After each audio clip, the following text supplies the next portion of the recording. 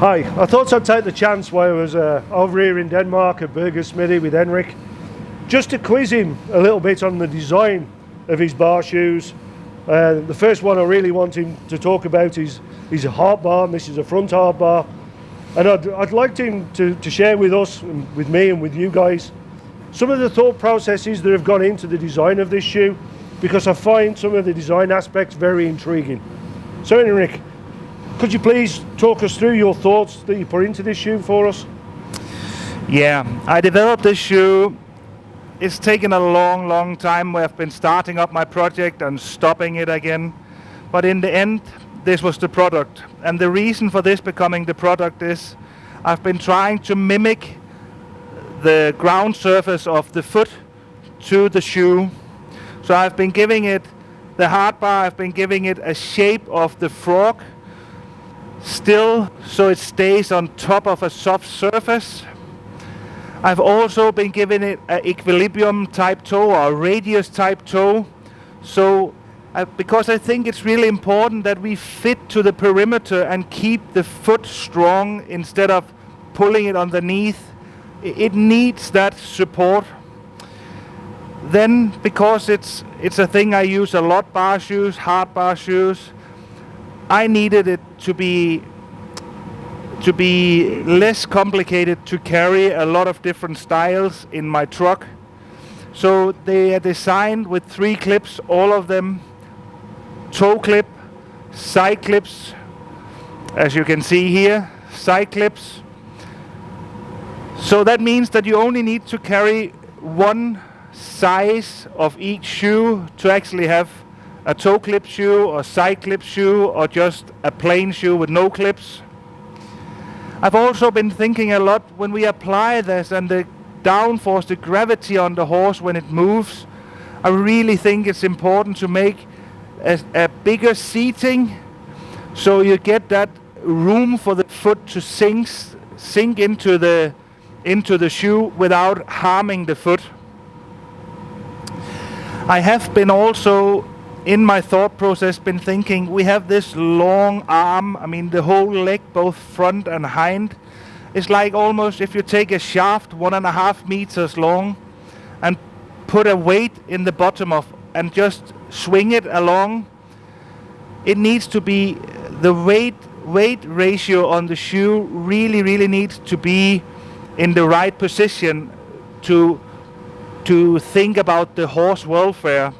So all my shoes are weighted, so they are around 50% in front and 50% behind to give that pintle effect of the limp, the best way of flying through the air when the horse is working. A few little things, thank you Henrik. A few little other things I'd like you to explain to us is your thoughts on nail position. I can see you've got quite a selection of nail positions there. Obviously I think those are there for the stud holes, correct me if I'm wrong. Yeah. And one thing that does intrigue me is this little V recess you have at the back there. Could you explain to us your thoughts behind putting that there? Yeah. We have a lot of different type horses in UK, Scandinavia and Europe. And I think it's important to have a versatile shoe that can be used all over Europe and America. So I think it's easier to narrow up a bar. So that's why I made this groove up into it, because it makes it so much easier just to narrow up the bar. I also took the chance to widen the shoe slightly so it fits those flat-footed conformations without having problems to get it out to the widest part of the foot. This impression of the frog in the shoe also makes it a bit easier for the customer if it has a little bit of thrush. It makes it easier for them to actually clean it if it should come there.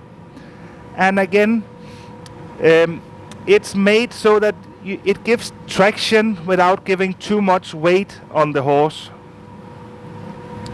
I've been choosing a lot of nail holes into it because I have the multiple clip design. So if I want to have side clips on, I might not want to use the toenails. And if I have a toe clip, I might not want to use the second nail hole. but also to make sure the nails are not breaking in the slope of the dorsal hoof wall. I've been giving the nail holes pitch. So the first nail hole have 8 degrees of pitch, second have 6 degrees of pitch, third have 4 degrees of pitch, and the fourth nail hole have 2 degrees of pitch. By doing that, I avoid the nails to break when you nail on the shoe. Even though they might walk for 6 or 7 or 8 weeks, the nails are still positioned in the right position. The reason, Wayne was asking me, the reason for those stud holes, it's just, I find it important that the stud holes are balanced up on sports horses.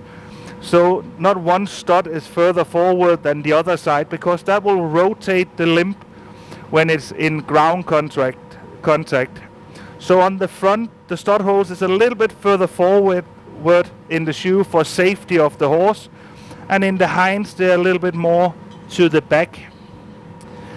I've also been choosing to stop my fullering and leaving the back third of the shoe as a strong section, because especially on hind feet, if we have base narrow or hind feet, I would like the shoe to be able to be used for different things. So by making a fullering, I can make a lateral support shoe. By using 2 fullers, I can actually make a lateral extension shoe and still have the same weight bearing centered in the center of the coffin joint. So I've been trying to think the mechanics and the physiology of the horse into the shoe, so we are trying to mimic the ground wear, or the ground reaction. Brilliant. One little thing before I let you go is I've noticed on your frog plates we have these little indentations. Can you explain to us your thoughts behind those? Yeah, the hind shoe is also like we spoke about with the front shoe. Both the straight bar and the hind bar is weighted, so it's 50% around the coffin joint. I will come back to that question. The toe on the hind shoe is made like it has a perimeter fit.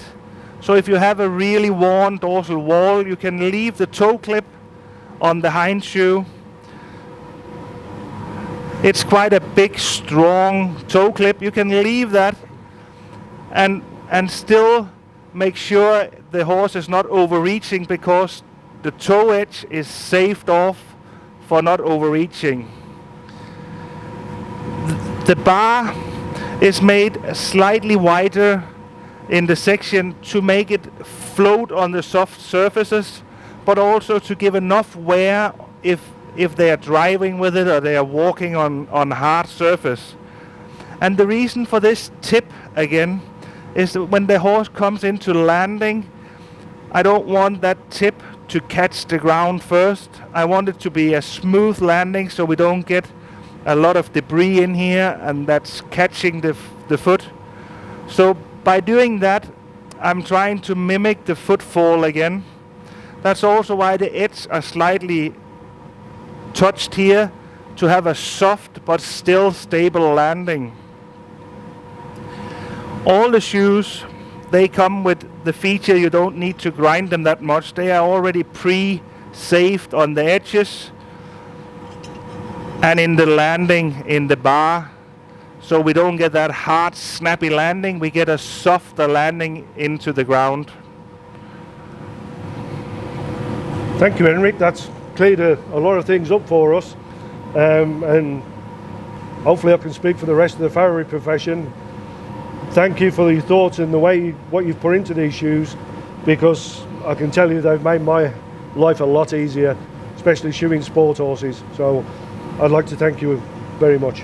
Thank you, Wayne.